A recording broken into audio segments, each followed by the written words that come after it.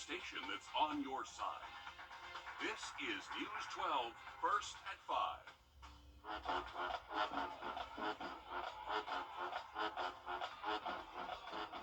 And that's TW Josie's band showing off in today's downtown Augusta parade. More than 100 floats took to the streets, and the parade is put on by the Irish American Heritage Society. Commissioners giving the society more than $7,000 for security. It looks like everyone had a great time out there, especially our Hallie Turner. She'll be live at 5 coming up within the next half hour. Also, events are still going on at the Augusta Commons, so it's not too late to get out there and celebrate. That is if, though, the weather cooperates. I know you're supposed to wear a lot of green today, but we are seeing the kind of green that you don't want to see during these events. The radar, yeah, it looks like a bunch of rain in forecast. Yeah, unfortunately. We're going to send things over to First Alert Chief Meteorologist Riley Hale with an update. Yeah, guys, I'll report you in just about 10 minutes. Thanks, Riley. Downtown Augusta is green. You can see the fountains changing color for St. Patty's Day right before the huge parade kicked off this afternoon. Today kicks off a pretty busy month, actually, for businesses in downtown Augusta. Yeah, between the green from St. Patrick's Day and the greens of Augusta National Golf Club, local businesses plan to be packed. Our Taylor Martin spoke with some of those local businesses who say that they hope to see more green in their cash registers as people celebrate. With so many people coming downtown to watch the parade and celebrate St. Patrick's Day, restaurants say business is booming. I spoke with a few of them about how they prepare for days like today. As people line the streets of downtown Augusta, businesses on Broad Street say they're well prepared for hungry parade watchers to come through their doors. Tyrese Thomas with Pizza Joint on Broad says they do around $3,000 more than a typical Friday on days like today. He tells me they're extra festive today and ready for the foot traffic. I do have 4 extra staff on, and then normal, usually we haven't been pretty busy here, but we do pick up a lot on St. Patty's Day. I know I'm not in that normal green, but I do have staff in Budweiser shirts that are green. We all have on hats. Everybody, even the kitchen staff, are in some type of little merchandise. The store's all decorated. We even have it lit up in here. All new on News 12 at 6 o'clock, I'll be talking with more restaurants along the parade route about their sales today and the overall impact on business from the holiday. Reporting in Augusta, Taylor Martin, on your side. Thanks for that, Taylor. So many people are in the St. Patty's Day spirit. Take a look. The Irish American Heritage Society honored former U.S. Senator Patrick Walsh on Telfair Street. You can see his hat and sash. Well, he is all dressed to impress. Yeah, and if you're going to be enjoying the festivities like many of the people Taylor just showed us, there's a way to get home safely. AAA is providing its tow-to-go service. This is available everywhere in Georgia until 6 a.m. Monday. You and your vehicle will be taken home within a reasonable distance. The service isn't available in South Carolina, and if you do need a tow, you can call 855-2TOW-TO-GO. Well, the suspect wanted for shooting and injuring 2 people in Liberty Hill Road area in North Augusta. They're behind bars. Stephen Dunbar has been charged in the case. The shooting happened shortly after noon on March 9th. Deputies say 1 victim was shot in the leg and the other person was shot in the arm. A bill proposed at the South Carolina State House is making headlines across the country. It could impose the death penalty on women who get abortions, and it has more than a dozen sponsors. Our Mary Green is digging deeper, finding out directly from State House leaders if this bill could actually become law. That House bill would criminalize abortion as homicide, meaning women who undergo the procedure here in South Carolina could face a death sentence. Senate Republican leader Shane Massey told me there is no way South Carolina will enact these measures. I don't want to scare people out in the public. This has very, very little support. It has 0 chance of passing. But a decades-old part of state code does criminalize women who illegally get abortions. Right now, that's after about 5.5 months into a pregnancy. Penalties for the misdemeanor charge escalate to up to 2 years in prison. An analysis by a California-based abortion access advocacy group found at least 4 women have been charged in the last 20 years under South Carolina's self-managed abortion ban. That includes a woman in Greenville last month. South Carolina is actually one of 2 states in the entire nation that has criminal penalties for self-managing an abortion. Earlier this year, Senate Republicans passed a ban on most abortions after around 6 weeks into a pregnancy. In that bill, senators also included a provision to repeal that existing part of state code that criminalizes women who get abortions. I mean, we wanted to make that definitive statement, right? That's not what we're going at. We wanted to stop abortion, but we weren't trying to put women in jail, women who are in desperate situations in jail. Last month, House Republicans passed their own abortion bill, a ban from conception. While that bill did not add any new criminal charges for those who get abortions, they also voted down an amendment to repeal the criminalization already in the law. The House is where the new bill, the one that could impose the death penalty, is filed.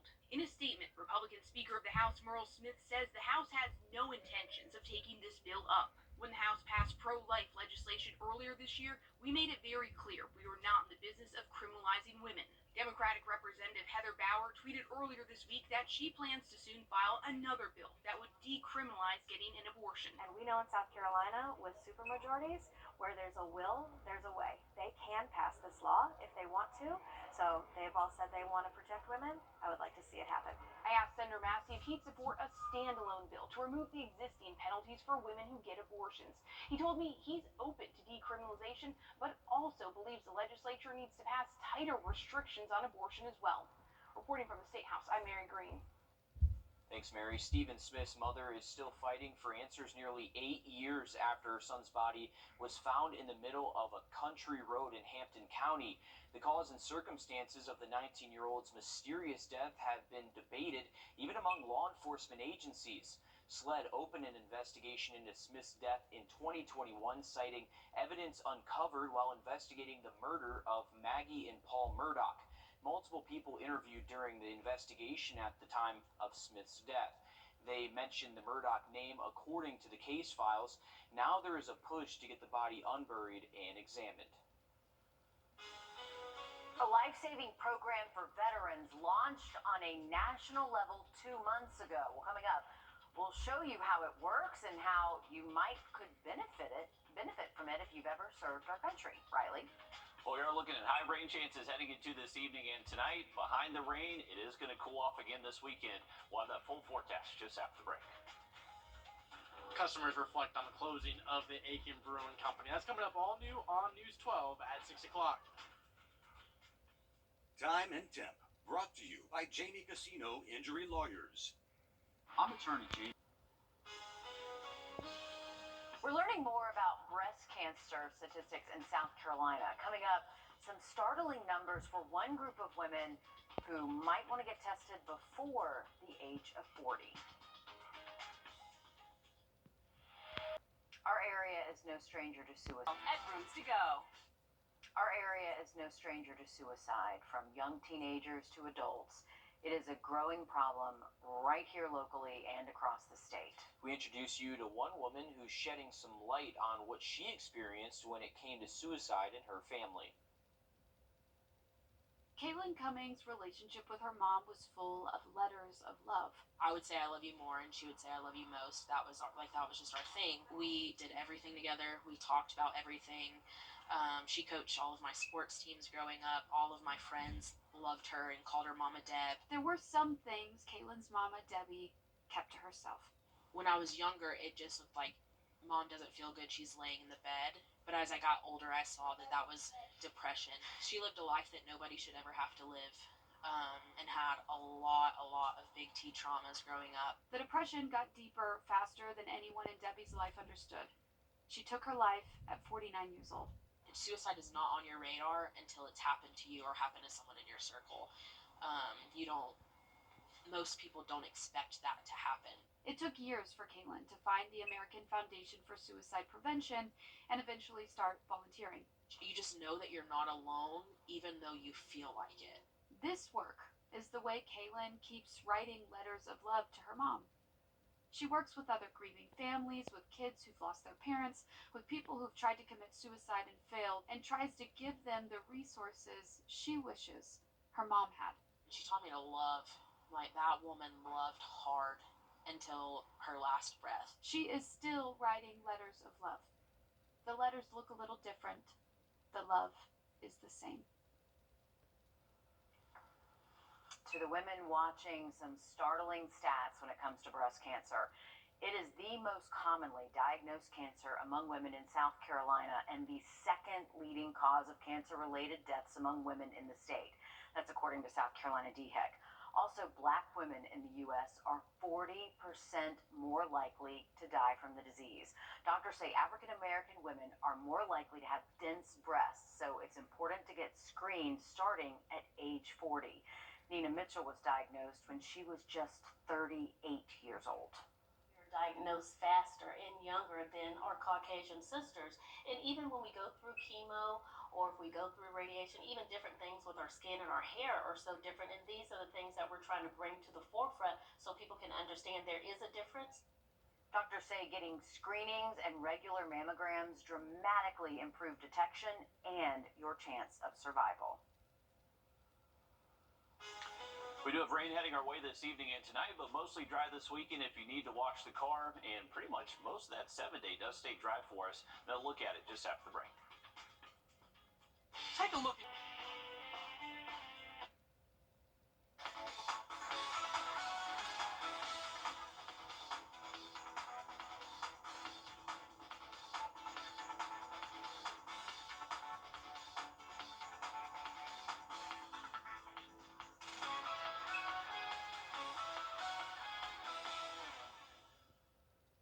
Well, the dogs are hoping to have a change of luck this St. Patrick's Day. Look at those faces.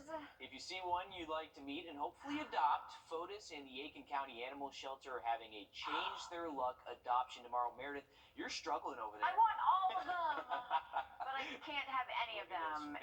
Our pack is complete. It's from 11 until 4 p.m. and Fotis sponsors will be paying for all the pet adoptions. You cannot beat that.